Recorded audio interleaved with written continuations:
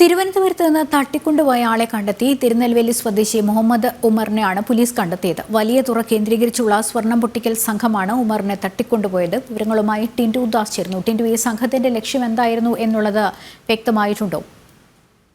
തീർച്ചയായിട്ടും സംഘത്തിന്റെ ലക്ഷ്യം എന്ന് പറയുന്നത് സ്വർണം പൊട്ടിക്കൽ തന്നെയായിരുന്നു. ഇന്നലെയാണ് തിരുവനന്തപുരത്ത് പുലർച്ചെ വിമാനത്താവളത്തെ മുന്നിൽ നിന്നും ഓട്ടോറിക്ഷയിൽ നിന്നും യുവാവിനെ തട്ടിക്കൊണ്ടുപോയത്. തിരുനെൽവേലി സ്വദേശി മുഹമ്മദ് ഉമറിനെയാണ് പോലീസ് കണ്ടെത്തിയത്.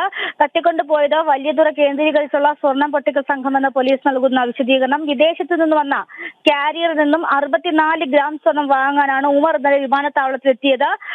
ഇതിൽ പ്രധാനപ്പെട്ട ഒരു കാര്യം, ഇന്നലെ തന്നെ പോലീസിന് ഓട്ടോ ഡ്രൈവർ മൊഴി കൊടുത്തിരുന്നു. ഈ തട്ടിക്കൊണ്ടുപോയ ആളിന് അല്ലെങ്കിൽ ഇയാളുടെ കയ്യിൽ ബാഗോ മറ്റു സാധനങ്ങളോ ഇല്ലായിരുന്നുവെന്ന്. ആ ഒരു മൊഴി കേന്ദ്രീകരിച്ചാണ് അന്വേഷണം നടത്തിയത്. പക്ഷേ ഈ സ്വർണം പ്രതീക്ഷിച്ചു വന്നവർക്ക് ഉമറിൽ നിന്നും സ്വർണം കൈപ്പറ്റാനായില്ല. സ്വർണമുണ്ടെന്ന ധാരണയിലായിരുന്നു ഉമറിനെ തട്ടിക്കൊണ്ടുപോയത്. സ്വർണം കിട്ടാതെ വന്നതോടെ ഉമറിനെ സംഘം വിട്ടയച്ചു.